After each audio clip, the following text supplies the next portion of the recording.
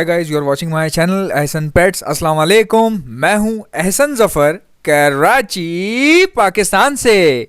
तो गाइस, आज मैं आप लोगों को बताऊंगा कि बहुत ही बड़ी गलत फहमी होती है कुछ लोगों के अंदर, जो कि बर्ड्स के हवाले से बिज़नेस करते हैं या ब्रीडर हैं या बेचते हैं या ख़रीदते हैं या उनकी दुकान है।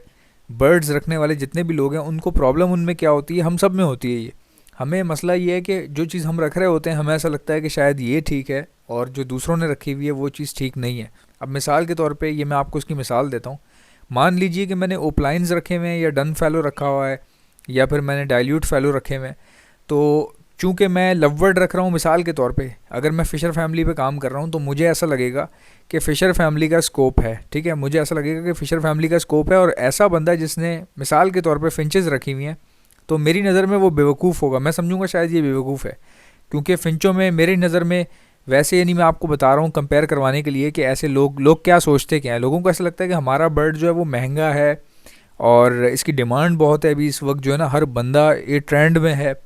तो जो दूसरे लोग हैं जिन्होंने फ़िंचें रखी हुई हैं वो बेवकूफ़ हैं, हमें ऐसा लगता है। और जिस बंदे ने फ़िंचें रखी हुई होती हैं उसको ऐसा लगता है कि जो बंदा बजीज़ पे काम कर रहा है वो बेवकूफ़ है, क्योंकि फ़िंचें जो है वो बहुत तेज़ी से ब्रीड करती हैं, ज़्यादा बच्चे देती हैं। बजीज़ में जो है वो थोड़ा सा ब्रीड जो है फिंचेस की बनस्बत देखा जाए थोड़ा सा लेट है, फ़र्क है थोड़ा सा। हालांकि बजीज़ और फिंचेस ये दुनिया भर में मानी जाती हैं तेज़ तरीन ब्रीडिंग के लिए। तो ये गलत फहमी ना होती क्यों, बेसिकली इनमें से सही कौन है और गलत कौन है इसका मैं फ़ैसला कर देता हूँ आपको। देखें, इनमें से कोई भी बंदा ना तो सही है और ना ही गलत है। ठीक है, अब ये बात मैं आपसे क्यों कर रहा हूँ, बहुत गहरी बात कर रहा हूँ। कुछ चीज़ें ऐसी होती हैं जो कि समझ में नहीं आती, ज़िंदगियाँ गुजर जाती हैं इंसान की। और कुछ बातें ऐसी होती हैं कि कुछ ऐसे लोग आपको समझा जाते हैं जिनमें ख़ुद भी अकल नहीं होती, बट उनकी कही हुई बात इतनी स्ट्रॉन्ग होती है कि अगला बंदा अगर समझदार है तो वो रात को सो नहीं पाएगा, उसको ज़रूर वो बात तंग करेगी। अब मैं आपको समझाता हूँ कि मसला क्या है। देखिए, मसला ये है कि हर बर्ड की अपनी एक वैल्यू होती है। ये तो मैं पहले भी पुरानी वीडियोज़ में बता चुका हूँ। हर बर्ड की अपनी वैल्यू होती है, लेकिन एक हर बंदे की ना नफ्सियात भी होती है। देखें कितनी बड़ी मैंने बात कर दी कि हर बर्ड की अपनी वैल्यू होती है और हर बंदे की एक अपनी नफ्सियात होती है। अब ये इतनी नफ्सियाती बीमारी ये फैल चुकी है ना, और ये इस तरह से डाइवर्ट होती है जैसे जंगल में आग फैलती है ना, इस तरह से ये गलत फहमी फैलती है। तो कई लोग ऐसे हैं, मैंने देखा है कि फ़िंचों पे काम कर रहे हैं, शुरू से कर रहे हैं, आज भी कर रहे हैं।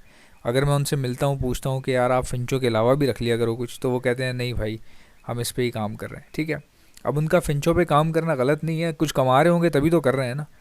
ठीक है, अब जिसने बजीज़ रखे हैं वो बजीज़ पे काम कर रहा है, शुरू से कर रहा है, अभी तक भी कर रहा है वो। ठीक है, अब एक बंदा जिसके पास ओपलाइन है उसको लग रहा है कि बजीज़ कौन ख़रीदता होगा। ठीक है, एक बंदा जो बजीज़ रख के बैठा है उसको लगता होगा कि इतने महंगे ओपलाइन कोई क्यों लेगा।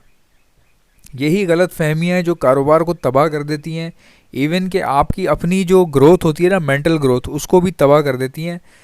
पाकिस्तान में क्या दुनिया भर में, याद रखें, जो चीज़ बन गई ना वो बिकेगी। मेरे एक बहुत अच्छे दोस्त हैं, उन्होंने ये डायलॉग मारा था। वो कहते थे कि जो चीज़ बन गई ना वो बिकेगी ज़रूर, पड़ी नहीं रहेगी।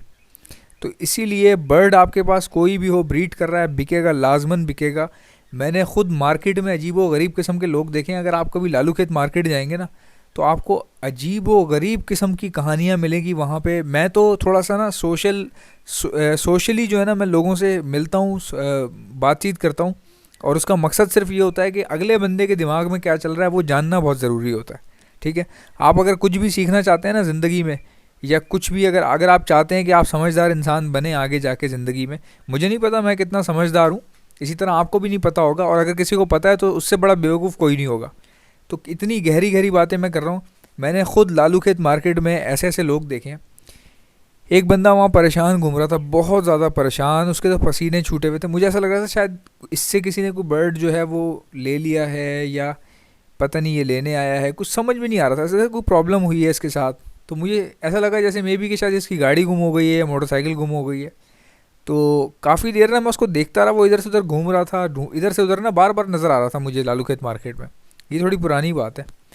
तो काफ़ी ना, यानी कि मेरे आसपास जो लोग खड़े थे ना बेचने के लिए, जो बजीज़ वगैरह लेकर आए हुए थे घर से, मोटरसाइकिलों पे वो पिंजरे रख के बैठे हुए थे, उन्होंने भी, कुछ एक दो लोगों ने भी नोट किया, जैसे मैंने नोट किया उस बंदे को, उन्होंने भी नोट किया कि यार ये परेशान सा घूम रहा है, पता नहीं क्या बात है, ये चक्कर मार रहा है इधर से उधर, इधर से उधर, ख़रीद भी नहीं रहा कुछ। तो एक भाई ने बोला क्या हुआ भाई, कोई प्रॉब्लम तो नहीं हो गई आपको। कह रहा नहीं यार, बस वो परिंदा ख़रीदने आया था, मिल ही नहीं रहा यहाँ पे, समझ नहीं आ रही मैं क्या करूँ, मैं कहाँ जाऊँ। अच्छा, अब मैं भी जब मैंने सुना ये उसके मुंह से तो मुझे बड़ा हैरत हुई। तो मैंने उस करीब हो गया, उससे जाके पूछा, मैंने कहा कौन सा बर्ड चाहिए आपको। कहने लगा यार बटेर चाहिए। वो असल में ना, मेरी जो है ना, मेरी बहन की जो बेटी है ना, उसको बटेर, यानी मैं उसकी भांजी की बात कर रहा था। कह रहा वो मेरी जो भांजी है ना, उसको बटेर चाहिए। अब मैं, मुझे समझ में ही ना आया कि यार ये बटेर का करेगा क्या। या इसकी, मैंने इसको बोला आप अपनी भांजी के लिए कुछ और चीज़ ले लो, कोई फिंच ले लो, वहाँ सामने मिल जाएगी। आप इतने पसीनों पसीनी और इतना आप जो है ना परेशान लग रहे हो, ऐसा लग रहा है जैसे आपकी कोई चीज़ खो गई है। कह रहा है बस यार, वो सुबह उसका स्कूल में जो है ना फंक्शन है कोई, तो वो बटेर उसने वहाँ लेके जाना है। अब मैं भी सुन के हैरान हो गया कि बटेर के अलावा भी बहुत सारी चीज़ें हैं, आप वो ले लो, आप वो लेके चले जाए आप। कहने लगा नहीं यार बटेर ही लेना है। अब आप अंदाज़ा लगाएं कि उस दिन अगर कोई वहाँ बटेर लेके खड़ा होता तो कितनी बड़ी चांदी होती। अब मैं आपको बताता हूँ, उस दिन वहाँ बटेर लेके कोई भी नहीं खड़ा हुआ था। उसकी वजह ये थी कि लॉकडाउन लगा हुआ था और वहाँ पे बहुत ज़्यादा सख्ती थी। जो हमारे पुलिस हैं वहाँ पे, वो मना कर रहे थे खड़े होने से, बार बार आते थे और हटाते थे लोगों को। और बाज़ औक़ात ऐसा होता था पिटाई भी कर देते थे किसी की। तो अजीब व गरीब वहाँ पे माहौल था, वहाँ मार्केट लग नहीं रही थी उन दिनों। तो इसीलिए बटेर बुटेर वाले आम दिनों में तो आपको इतवार मार्केट में नज़र आएंगे लालू खेत की, बट उन दिनों नहीं थे। लॉकडाउन बिल्कुल नया नया लगा था। उन दिनों ये था कि जहाँ ज़्यादा लोग खड़े हैं तो वहाँ पे फिर वो पुलिस वाले आके मना करते थे कि यहाँ नहीं खड़े हो। तो उस टाइम पे बटेर बटेर कबूतर वबूतर नज़र नहीं आ रहे थे, लग ही नहीं रही थी बेसिकली मार्केट। अब देखें कि उस दिन अगर उस आदमी को बटेर मिलता तो वो बटेर वो किसी भी कीमत पे ख़रीद लेता। जिस तरह वो मुझे परेशान लग रहा था, मुझे ऐसा लग रहा था कि ये कुछ भी दे के बटेर ले जाएगा अगर किसी के पास इसको मिल गया तो। अब वो बटेर क्यों चाहिए था उसकी भांजी को? उसकी भांजी के स्कूल में कोई फंक्शन था जहाँ पे सब लोग जो है मुख्तलिफ़ बर्ड्स लेकर आ रहे थे। तो सब बच्चों को अलग अलग बर्ड लाने को कहा गया था। अलग अलग से मुराद ये कि किसी को मकाऊ लाने का नहीं कहा गया होगा, क्योंकि अफोर्डेबल बर्ड्स जो होते हैं, जो डोमेस्टिक बर्ड्स हैं, वो लाने के लिए कहा होगा ताकि बच्चों को जो है परचेज़ करने में प्रॉब्लम ना हो। तो छोटे छोटे बर्ड मंगवाए गए थे, किसी से बजीज़ भी मंगवाए होंगे, किसी से फिंच भी मंगवाई होगी। तो उस बच्ची को बटेर उसने सिलेक्ट कर लिया या उसको टीचर ने दे दिया, अब ये मुझे नहीं पता बहरल। तो उनको बटेर ही सुबह लेके जाना था। तो मैंने उनसे कहा आप बजीज़ ले लो, फिंचेस ले लो। उसने कहा फिंचेस जो है वो किसी और बच्ची को दी हुई है, वो लेके आएगी। ये बिल्कुल ईद मिलन पार्टी के जैसा था। किसी को बर्गर दिया हुआ है कि घर से बर्गर लाना, किसी को कबाब का कहा हुआ है, किसी को बिरयानी का कहा हुआ है। तो एक आइटम दो लोग नहीं ला सकते, इस तरह का कोई सीन था। अब आप देखें कि बर्ड की वैल्यू आप समझ रहे हैं। जिस बर्ड का ख़रीदार मौजूद है ना मार्केट में, उस बर्ड की वैल्यू है। इसका मतलब इनडायरेक्टली ये है कि हर बर्ड की वैल्यू है, हर बर्ड की। सिर्फ सिंपल ये मैं आपको समझा दूं कि आप किसी भी बर्ड में काम करें ना, तो उसको ब्रीड करवाते रहें, उसकी इन ब्रीडिंग भी करवा दें, आगे पीछे क्रॉस उल्टे सीधे मारते रहें उल्टे पुल्टे। उसमें काफ़ी चांसेस होते हैं, म्यूटेशंस इसी तरह बनती हैं। कई लोग ऐसे हैं जिनके पास फिंचेस में ब्लैक ब्रेस्टेड जब पहली बार निकला, डबल ब्लैक ब्रेस्टेड पहली बार जब निकले, तो मैंने मतलब मैं काफ़ी लोगों से मैंने बातचीत की है इस बारे में। तो वो ये कहते हैं कि हमारे पास बहुत सारी फिंचेस ऐसी थी जो फ़र्स्ट टाइम निकली, तो हम वो निकाल नहीं रहे थे, बेसिकली वो खुद निकली। अब आपको समझ में आ रही है बात की कि उन्होंने कहा कि हमने ब्लैक चिक जो है वो फलाने के साथ लगा दी, और पता नहीं पेंगुइन फिंच ब्लैक चिक के साथ लगा दी, ये कर दिया, यूँ कर दिया, अजीब व गरीब। यानी उन्होंने कहा जो हमारे पास अवेलेबल होता था हम लगा देते थे। कई बार ऐसा भी हुआ कि हमने कॉलोनी में मिक्स छोड़े हुए थे, तो वहाँ से भी नई म्यूटेशन कोई निकल आई।